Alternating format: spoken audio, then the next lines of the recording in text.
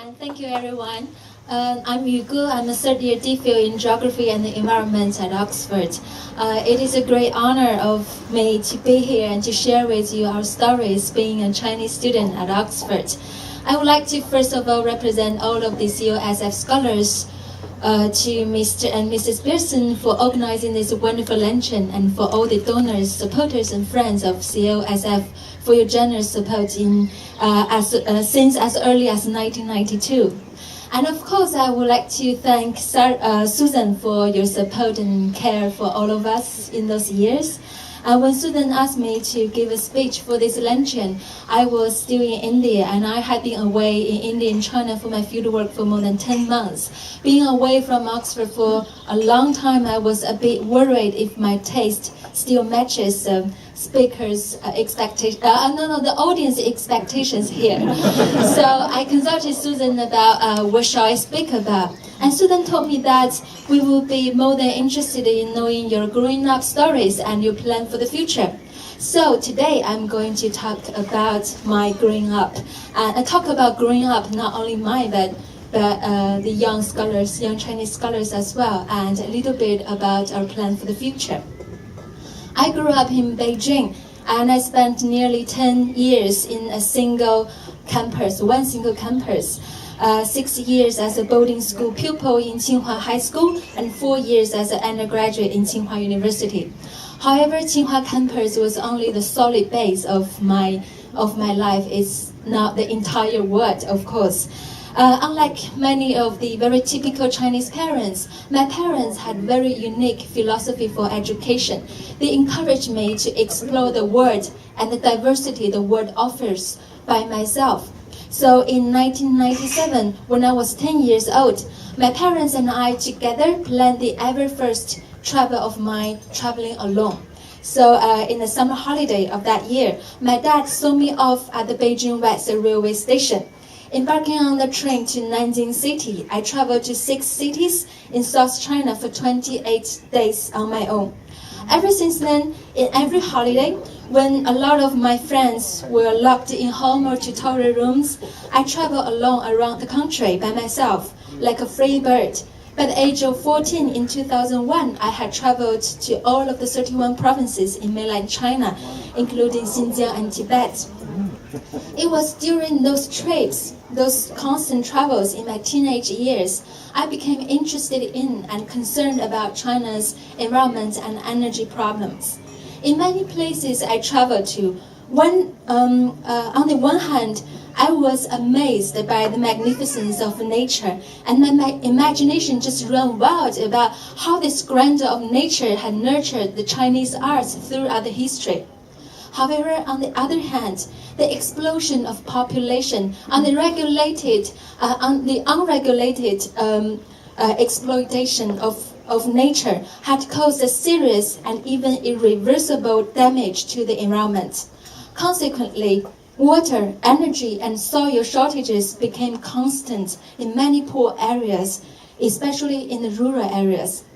My heart twisted for these contrasting views, and I felt destined to solve this seemingly unsolvable dilemma between environment and development. In Tsinghua University, I studied energy efficiency engineering and sociology of law. With systematic study and extensive fieldwork under the supervision of Professor Yang Xudong, who led the Center for Rural Energy Efficiency in Tsinghua University, I gained more solid understanding on China's environment and development problems from both the technological and sociological perspective. In 2009, when I graduated from the college, I decided to study in India. This decision was very difficult for my peers to understand, because most of the Chinese people, they believe studying in the more advanced and more developed countries will help us to achieve the Chinese dream of happiness, prosperity, and harmony. And in many of the Chinese people's mind, that India was not part of that group. However, my decision was deeply rooted in many years of travel, observation, and study on the soils of China. After investigating the environment and energy issues from both a technological and a sociological perspective, one could not avoid another equally important but often neglected factor, which is policy and politics.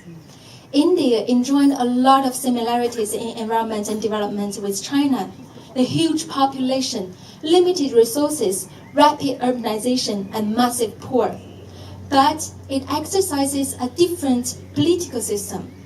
India is a perfect place for me to understand my question from a comparative perspective. That's how my entangling story with India started. In the middle of the monsoon season in 2009, just 3 days after my graduation ceremony in Tsinghua University, I came to India to be an MA student at the Center for the Study of Regional Development in the famous Jawaharlal Nehru University. When I really encountered India, this huge country with endless diversities, pursuing a clear route to understanding it seemed impossible. To get deep into the Indian society, the classroom is necessary but not sufficient. So I started to learn the local language, make friends, read extensively, travel and research across the country. I tried every means at my disposal to know about India and especially its environment and development issues. However, after about 10 months, the more I experienced, the more confused I became, because I did not have an efficient way of combining my enriching but fragmented local experiences into an insightful and systematic understanding. At that time, I was inspired by reading Journey to America, the notes of the pioneer French thinker Alex de Tocqueville's 9-month stay in America from 1831 to 1832. In contrast to the two masterpieces called Democracy in America, Volume 1 and 2, which came out in France 3 and 8 years after that journey, de Tocqueville's first-hand journal was fresh and original, but fragmented as well. Real understanding requires not only fresh experience, but also systematic thinking, intellectual debate, and comparative perspective. After 1 year of studying in India in 2010, I got to know that Oxford offers the first MSc degree in multidisciplinary contemporary Indian studies among all the Western universities. So I came to Oxford to further my understanding, and I focused on India's energy policy for my master thesis. With the strong support from my supervisor at Oxford, Professor Barbara Harris-White, I got straight into DPhil, conducting comparative studies of China and India's energy efficiency regulation. I was also very lucky to have a supervisory committee of 3 professors, 1 human geographer on China, 1 political economist on India, and 1 expert on energy efficiency. I believe that Oxford probably is the only place in the world that can offer such multidisciplinary supervision for China-India comparative research. In 2011, I also got the opportunity to join the Brookings Institution as a guest researcher. When I came back to Oxford the next year, and with the support from my supervisor and the Wolfson College, my colleague and I founded the Oxford Juxtapose project, a multidisciplinary platform for scholars, artists, and policy practitioners to discuss China and India and to promote mutual understanding through academic and cultural innovations. The inaugural conference at Oxford in April 2013, last year, attracted more than 200 people from 12 countries to participate both in person and online. This September, we are going to rotate the conference to Jawaharlal Nehru University in New Delhi in order to integrate more Asian scholars. Tsinghua University in Beijing will be our next destination.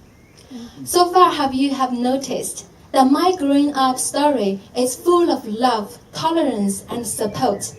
My parents sheltered my wild soul. Tsinghua campus tolerated my untraditional youth. And today, Oxford, with its inclusive environment and cutting-edge thinking, incubated and encouraged my ideas. not only mine, but interesting and innovative ideas of people from all over the world and of all of the different disciplines. This is exactly the beauty and uniqueness of Oxford.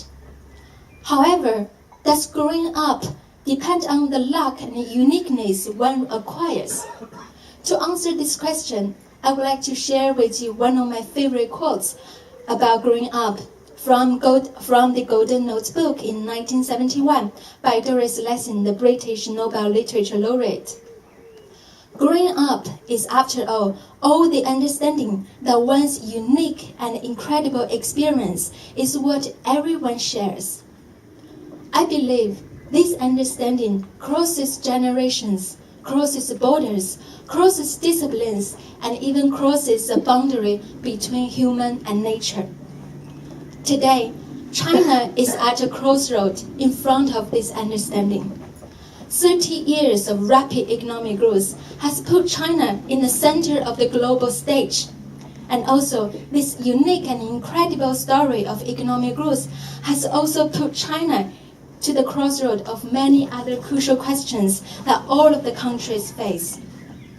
How do we understand and welcome the diversity of the world? How do we listen to and integrate the different voices of the society? And how do we protect and restore the deeply wounded earth where billions of people's survival rely on? Only if we form this consensus in understanding those crucial questions, we will be able to carry on and contribute to the future of humankind. Today, as a Chinese scholar, a young scholar studying at Oxford, and tomorrow, as a global scholar from China, this is our responsibility. To conclude my speech, I would like to once again, on behalf of all of the COSF scholars, to express our sincere gratitude to Mr. and Mrs. Pearson and all the donors, friends, and guests of COSF. In the meanwhile, I would also like to present my book, Growing Up in India, which was published in China last summer, to all the friends today. This manuscript of the book was finished in Wolfson College in the summer of 2012. The book talks about a Chinese student's encounter with its mysterious and unavoidable neighbor country in the 21st century, and how she grew up through this bittersweet journey. Thank you very much.